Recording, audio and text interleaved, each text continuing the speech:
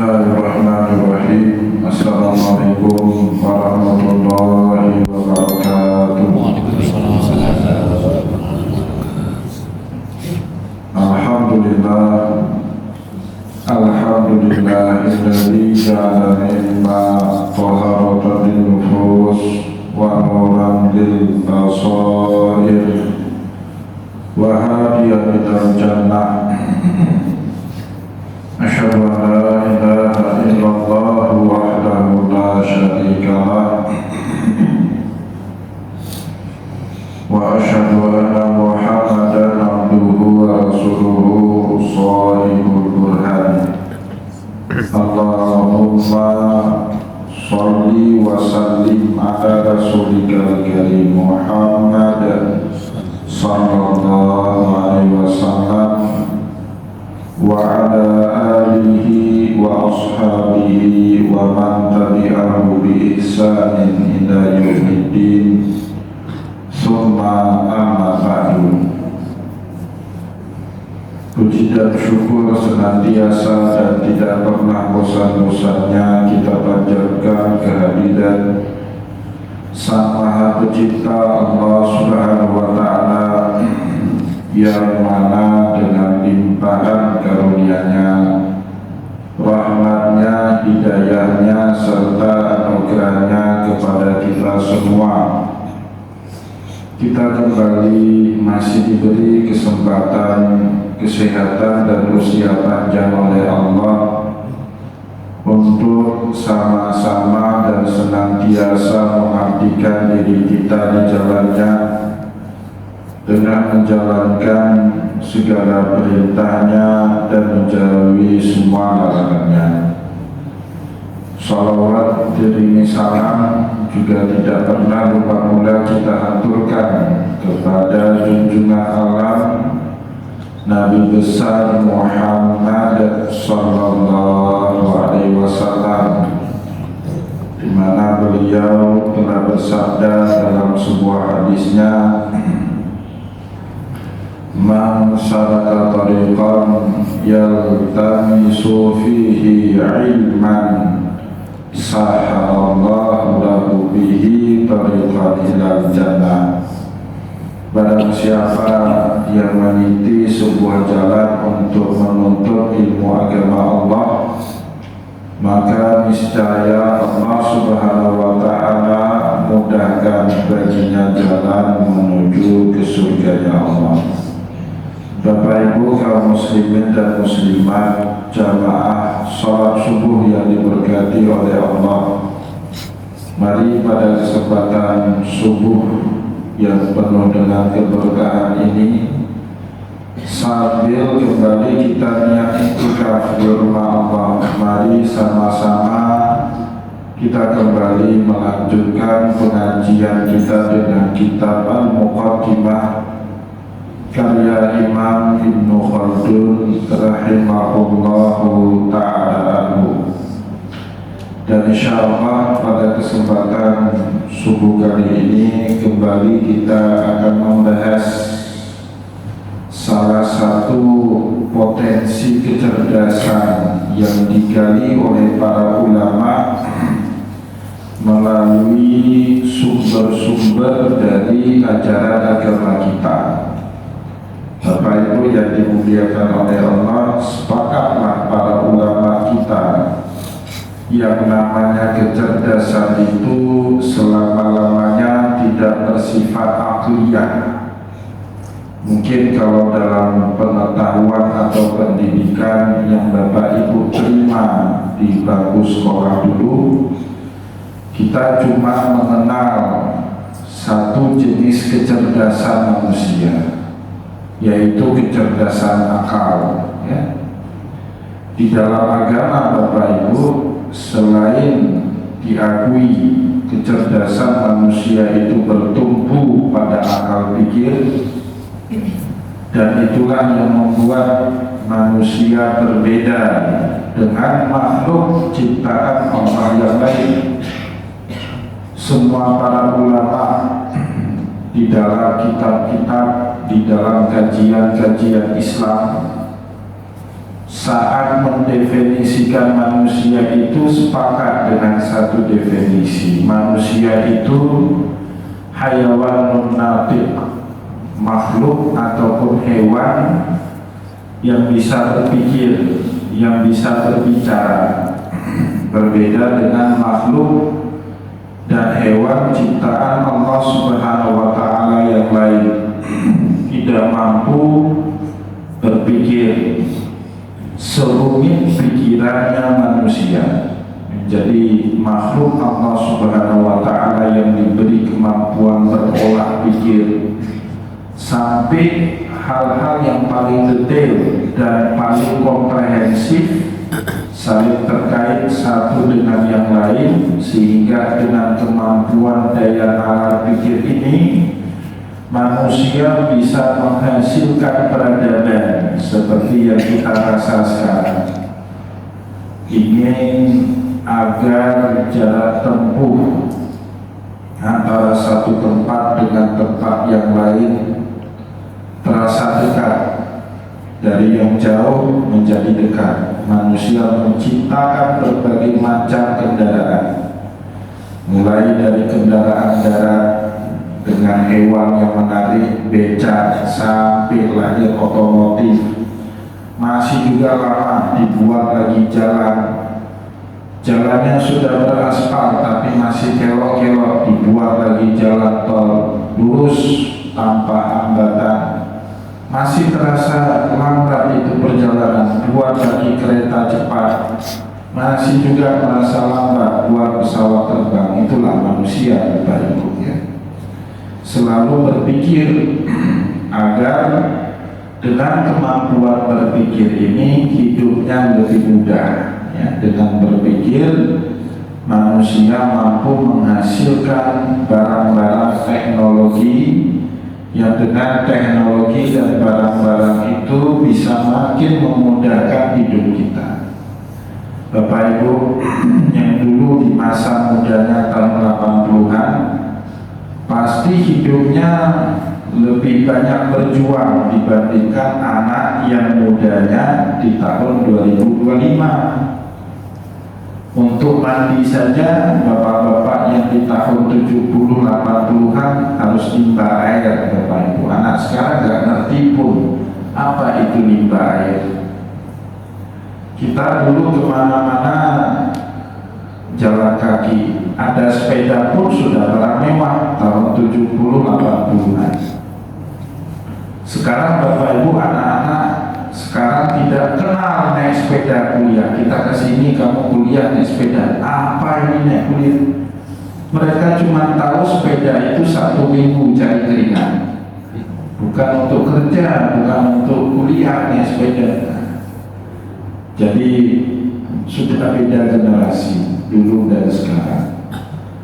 Tapi Bapak Ibu, agama kita tidak hanya mengakui kecerdasan akal. Ada satu kecerdasan lain yang disebut dengan nafsiyah, bukan hanya akliyah, kecerdasan jiwa, kecerdasan spiritual, ya.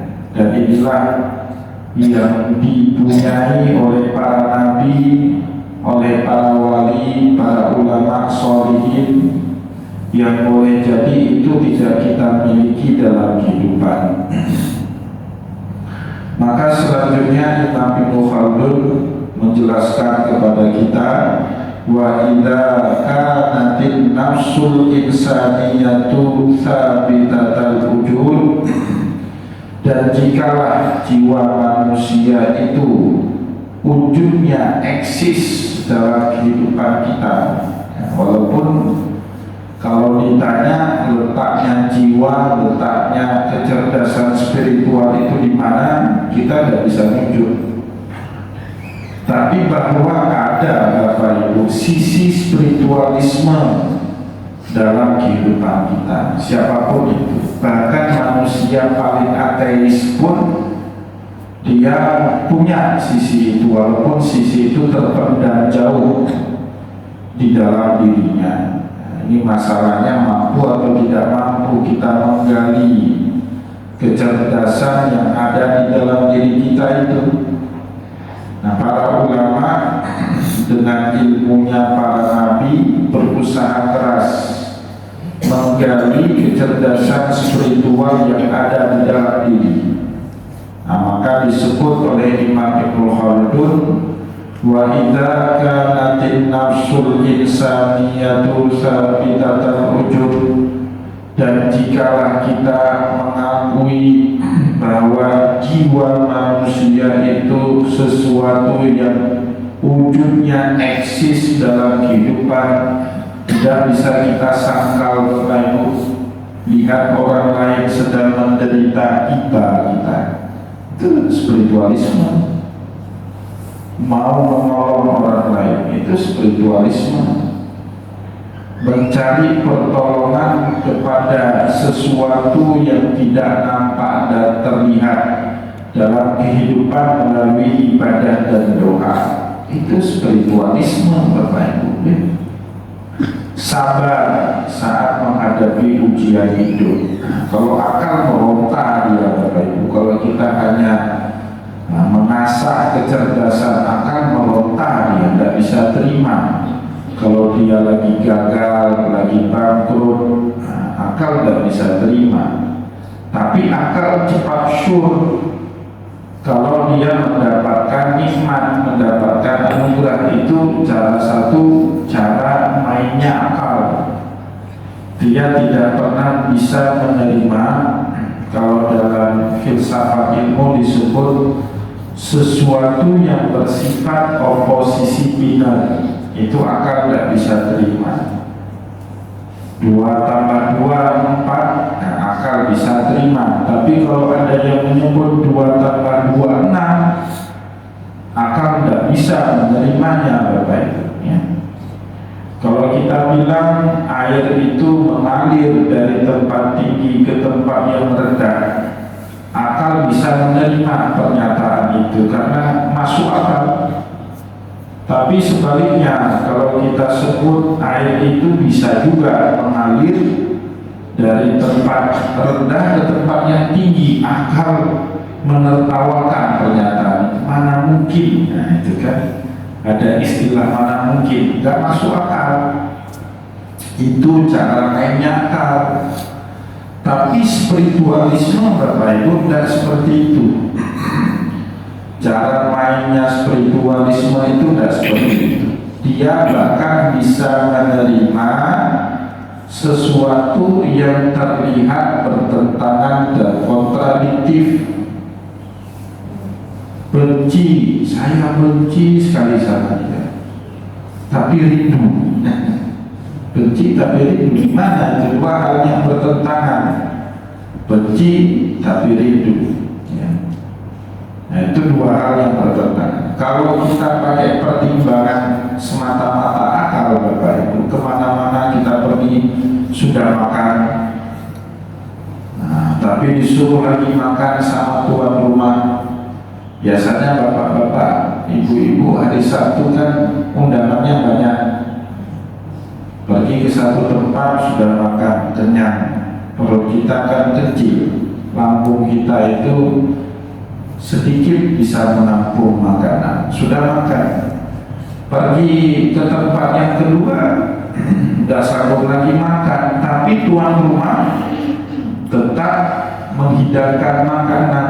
Kalau Bapak Ibu pakai pertimbangan semata-mata akal, itu memang baiknya nggak makan. Kenapa? Menurut akal, terlalu banyak makan bisa membuat tubuh bermudarat. Yang sudah ada diabetes, gulanya naik. Yang ada kolesterol juga pasti insya Allah naik juga kolesterolnya. Pokoknya semua naik lah. Kolesterol naik, tekanan darah naik, gula naik, semua naik. Itu kalau pertimbangan akal.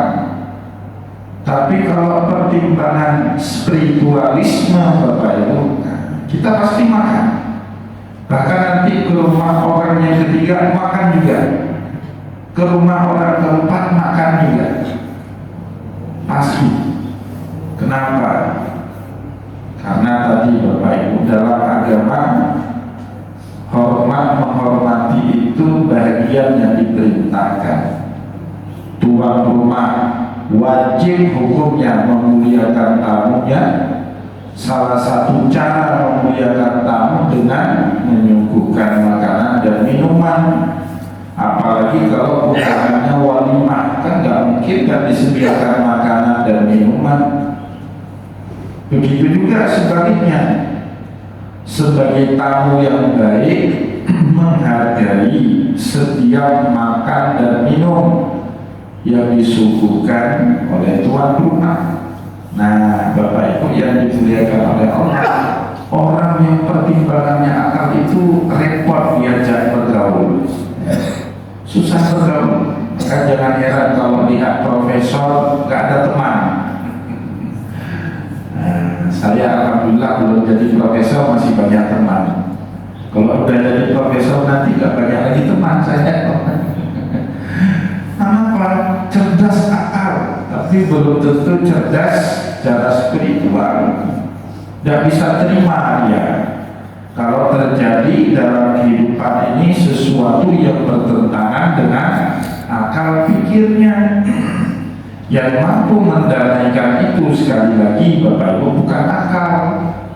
Yang mendamaikan kehidupan kita itu kecerdasan spiritual an-nafsiyah.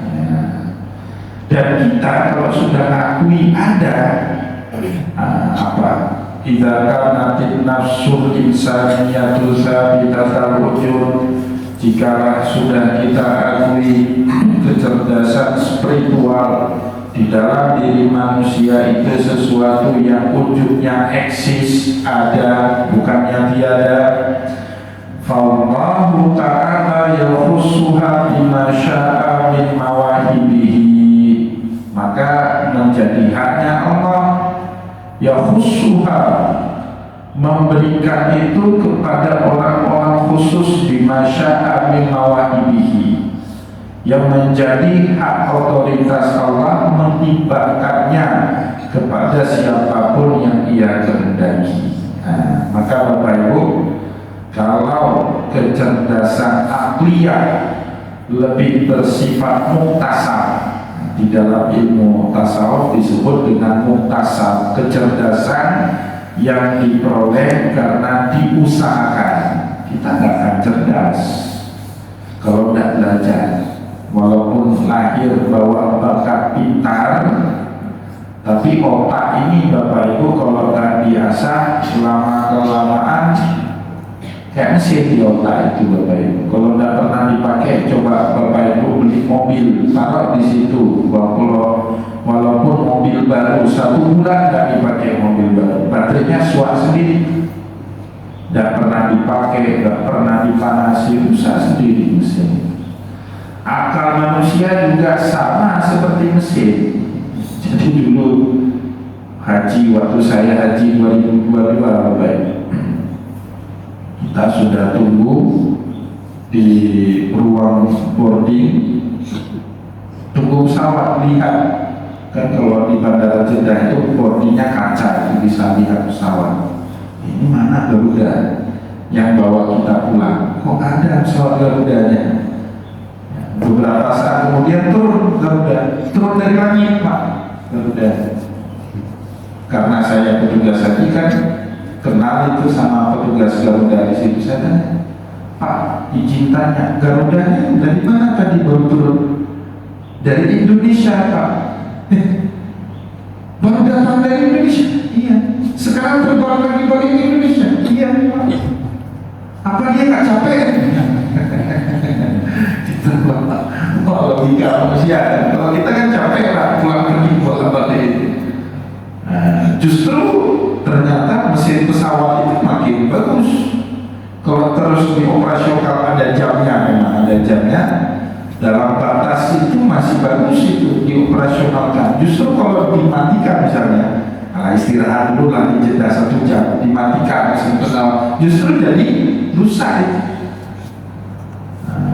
Saya juga diberitahu itu sama teman-teman di perusahaan kayak di PIP, betul Pak ya, mesin PIP itu nggak berhenti ya, 24 jam ya. sama karyawan PIN, sama karyawan Arum. Saya diberitahu itu kan pabrik petrokimia, ternyata 24 jam itu mesinnya enggak berhenti. Yang berhenti itu manusia yang jaga mesin ganti-gantian.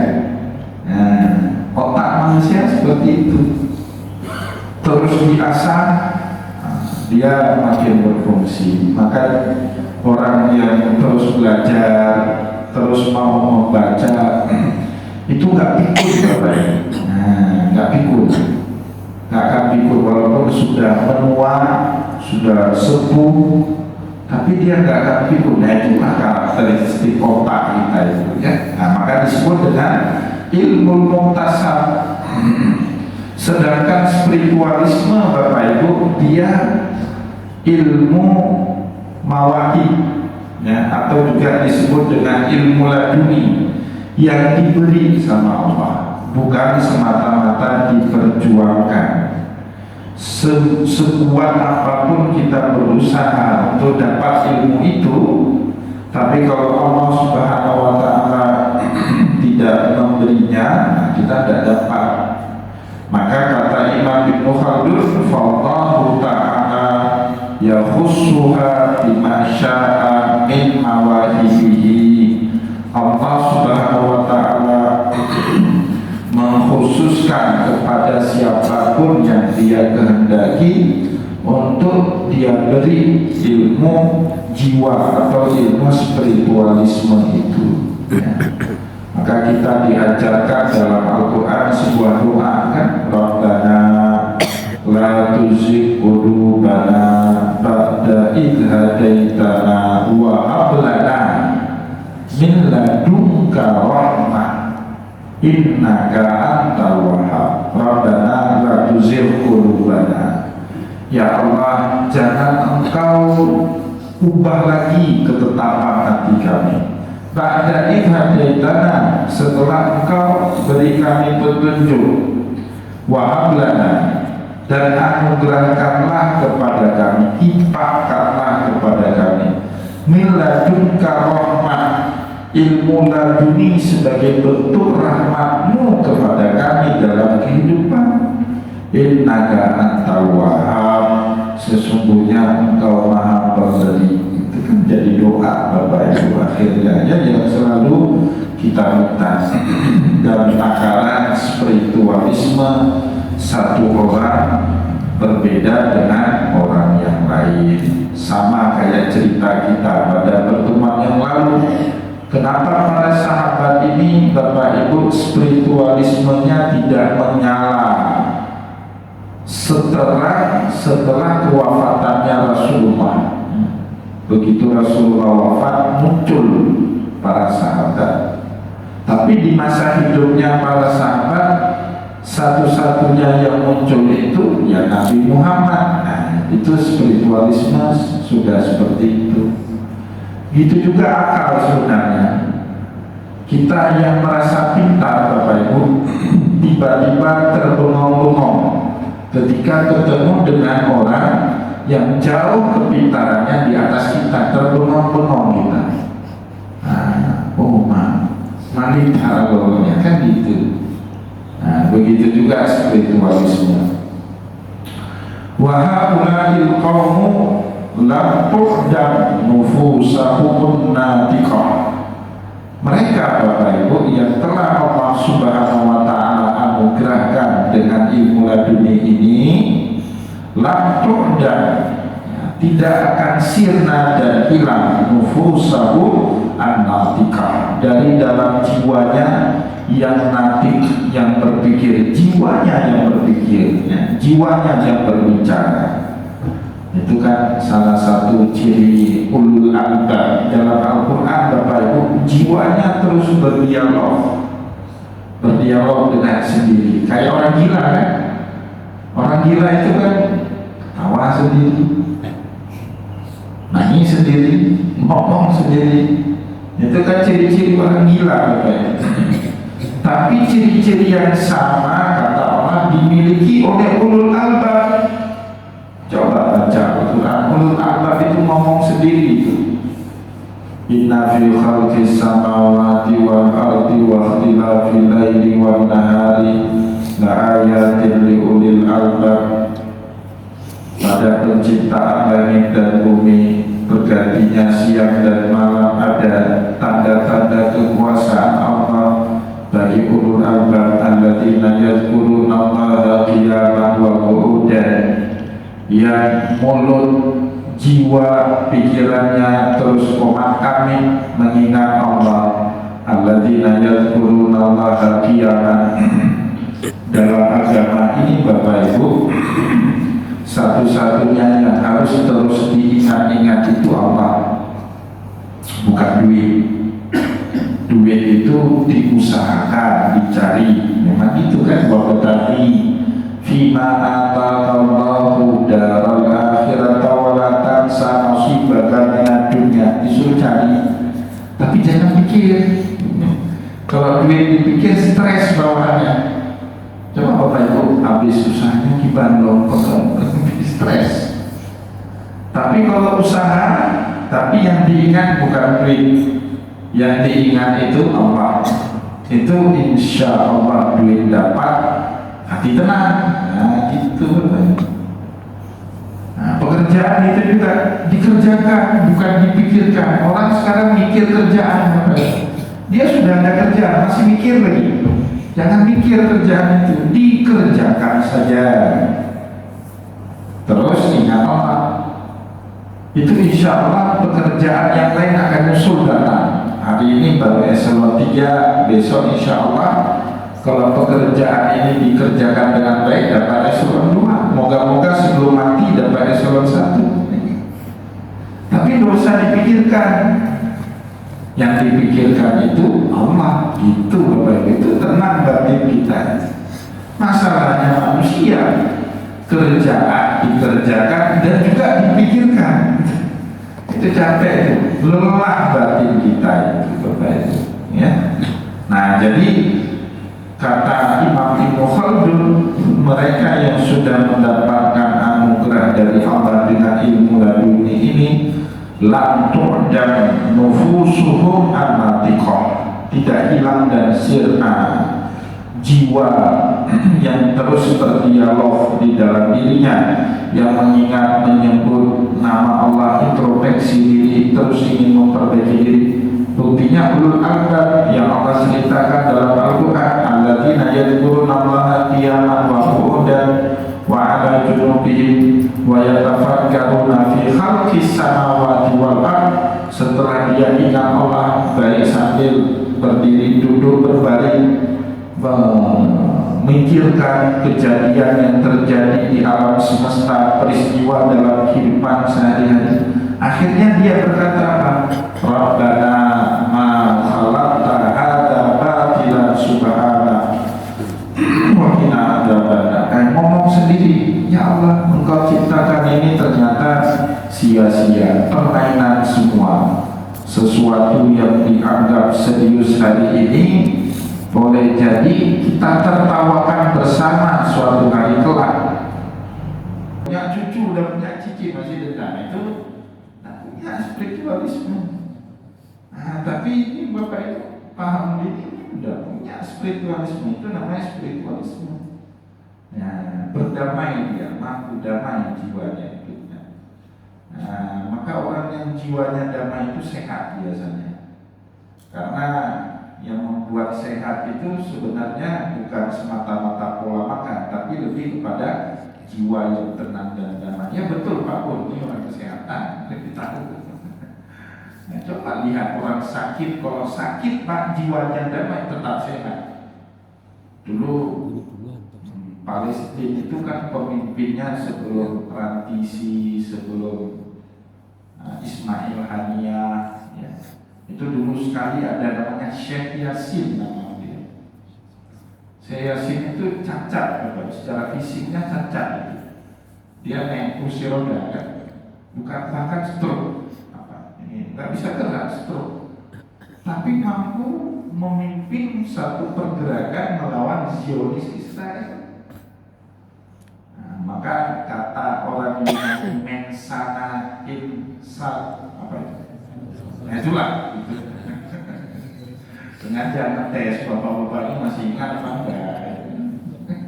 Itu enggak semuanya benar, enggak berlaku pada semua orang ya. Ada orang-orang tertentu cacat fisiknya, tapi punya kecerdasan spiritual, dia tetap sehat, bahkan lebih sehat dibandingkan orang yang akalnya sehat. Orang akal sehat Bapak Ibu dan ditopang oleh spiritualisme yang sakit bisa menjadi psikopat ya, berdarah dingin. Ada kan banyak orang pintar itu tapi kayak robot, berdarah dingin, atau kayak kulkas, kaku orang kayak kulkas, dingin. Nah, ada seperti itu. Nah, tapi Bapak Ibu yang dimuliakan oleh Allah, mereka yang sudah diberikan anugerah oleh Allah terhadap spiritualisme ini, nufusuhum lam tu'dam nufusuhum natikah, tidak pernah sirna. Jiwanya itu selalu berdialog dengan diri sendiri, berdialog dengan Allah, ya, selalu mengingat Allah. Itu kan mengingat Allah, cara kita berdialog dengan Allah Subhanahu wa taala. Wala fasadat kahadil majanin, walaupun nampak seperti orang sinting bicara sendiri, tapi jiwa mereka itu enggak rusak seperti jiwanya orang gila. Kalau orang gila itu kan jiwanya stres, Bapak Ibu.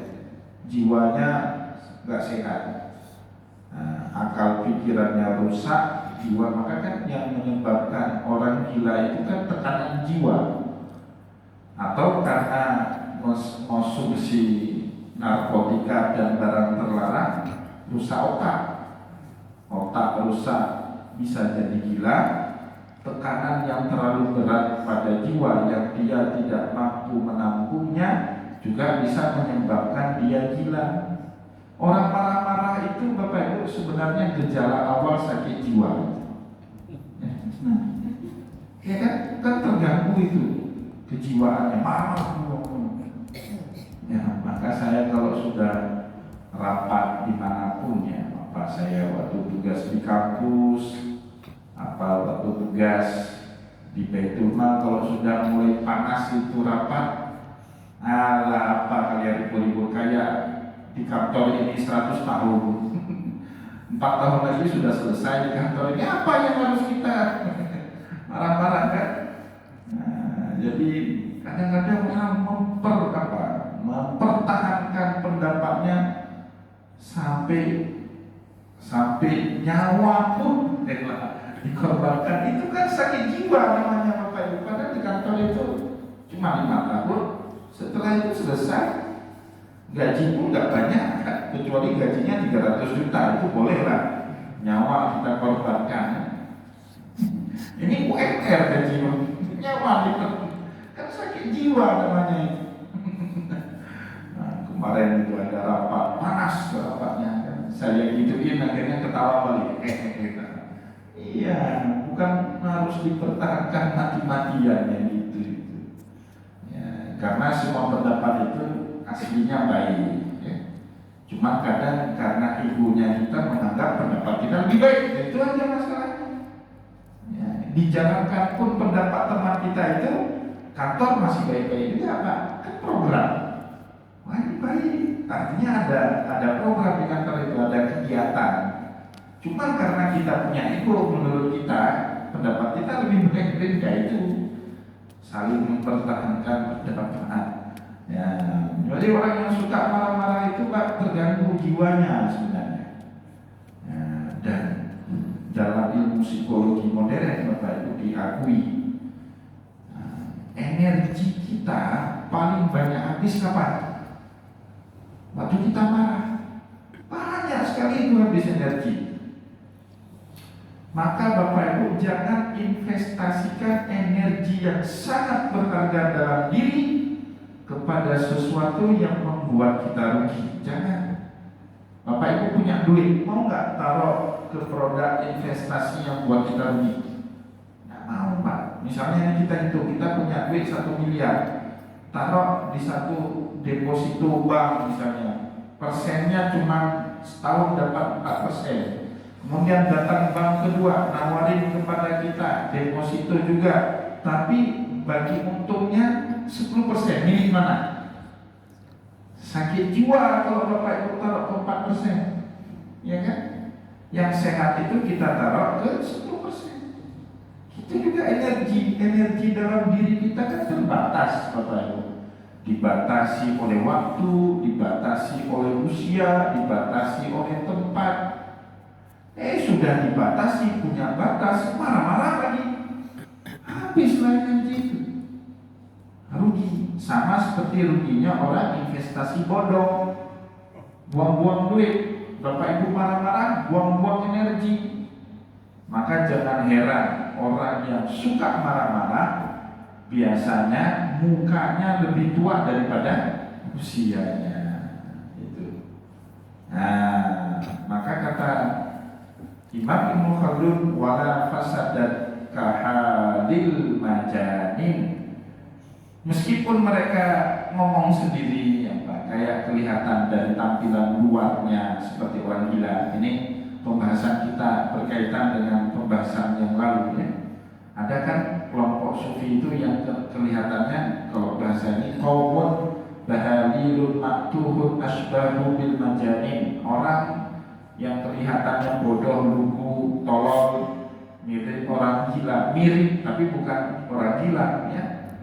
Nah, mirip dengan orang gila daripada orang yang berakal. Hanya orang bodoh, Bapak Ibu, yang berlagak pintar tapi dirinya bodoh. Nah, kayaknya dia paling pintar. Kan kadang-kadang kita di kantor itu pernah, ya, ini bajunya keren, waktu ngomong kita kelak lebih.